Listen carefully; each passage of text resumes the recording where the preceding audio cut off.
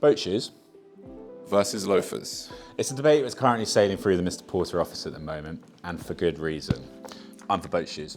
I'm for loafers. And to be fair, I don't think I've ever seen Kit wear anything but a pair of loafers. Well, I mean, to be honest, I feel like you'd be hard-pressed to find anything that is more versatile for a menswear piece than a loafer. You can dress them up with a suit, dress them down with jeans. I would even go so far as dress them with trackies or a pair of shorts. I mean, from a design perspective, you've got horsebit, tassel, Belgium, penny. More on that later, but there's an awful lot more on offer than a boat shoe. Personally though, I'm backing the boat shoe. As few items have travelled further than it. I mean, from sailing yachts in the 1930s to Ivy League campuses, and then to the runways of the fashion capitals of the world, it really has been the distance. Ultimately, it's the technical functionality that makes them trump loafers, which are made to do nothing in. Okay, in fairness, you're not wrong. The term loafers came about in the 1920s when George VI asked his cobbler to make a pair of shoes that he could loaf about in after shoots on the weekend. But again, that proves the point that they were made for comfort, unlike a boat shoe. I mean, boat shoes are sports shoes, and that makes them more interesting than loafers. The grooves here are called siping, and this is what helped gain traction when you're on a wet, slippery deck. But anyway, Ivy League students who were naturally quite rich ended up using them a lot and bringing them onto the campus. So they've got that heritage within the preppy world, which I think is quite cool. And fashion always looks to functionality. And as a silhouette, as a design, there's just a lot more room for playfulness. I mean, take, for example, this pair from Vinnie's. You're not going to get a pair of loafers that look like that, are you? But again, these are wearable without being too stiff and traditional. And I think that's fun, and I don't think loafers have that. Bring it on, let's have a show off. Let's have it. Kicking off with Pink for the Boys. These are from Vinnie's, Copenhagen-based contemporary footwear brand that kind of takes classic styles and reinterprets them. Really, really, really cool. Shout out Virgil. These are amazing.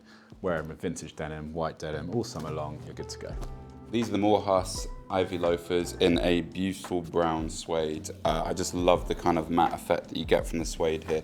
It's a very classic design of a penny loafer with this small little diamond cutout in the front and made to feel a little bit more contemporary with a rubber sole, which is always important in a very wet country. Here we've got the Novus boat shoe from the Row, one of our favourites, and for good reason. The quality of leather is supreme. It is so soft.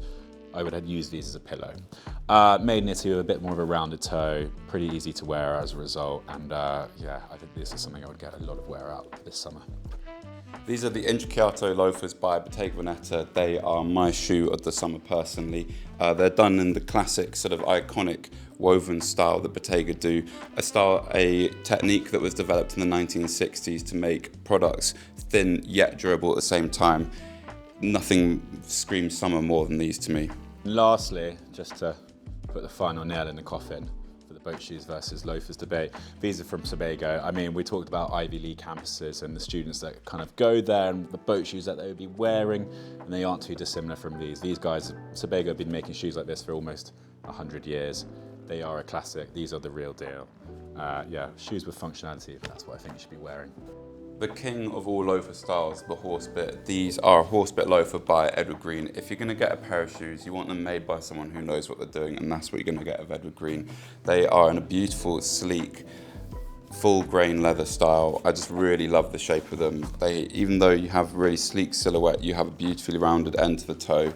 Pair them with wide leg trousers, pair of jeans, there is nothing they won't go with. And there we have it. Both our cases for the boat shoes versus loafers debate. What side are you on?